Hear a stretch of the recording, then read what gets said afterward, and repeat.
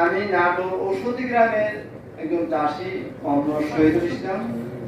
আর ঔষধি চাষ করতে করতে পরবর্তীতে আমি ঔষধি প্রোডাক্ট হিসাবে যে পাট মেসটা যে পাটটা সেই পাট চাষ করি অল্প কিছু পরিমাণে।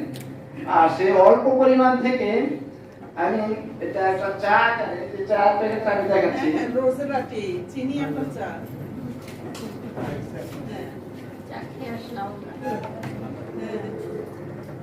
এটা মেস্তা ফল সংগ্রহ করে বীজটা ফেলে আমি ডায়ারে শুকায়া এটা বাজারজাত করার প্রচেষ্টা করতেছি। প্রথম আমার সর্বোচ্চ 5 কাঠা জমিতে আমি চাষ শুরু করি।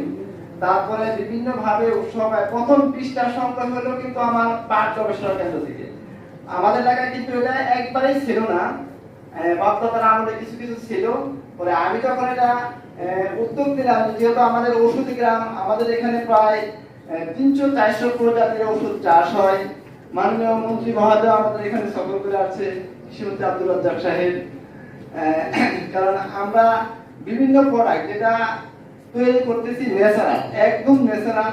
আর সেই দৃষ্টিভঙ্গি থেকে আমার একটা ধারণা আসলো যে ন্যাচারাল একটা চা করব। সেই ন্যাচারাল চাটা আমি এটা চাষ করি সম্পূর্ণ জৈব সার দিয়ে, কোনো রাসায়নিক সার বা কীটনাশক আমি এটাতে ইউজ করি না।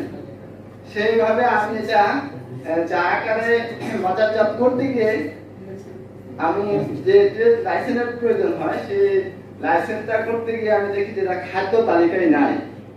এটা পরে আমাকে মূলক অনুমোদন দিচ্ছে শুধু বিএসটি, যে খাদ্য তালিকায় নাই।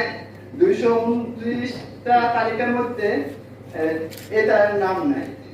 আমি একটু আশা রাখবো যে এটা যদি খাদ্য তালিকা দেওয়া হয় তাহলে বিএসটি অনুমোদন সহ আমি এটা বাজারজাত করতে পারবো। আর যেহেতু আমাদের বাংলাদেশ চা বাগান দেশ, এই চাটা যদি খায় বিভিন্ন রোগের উপকার করে।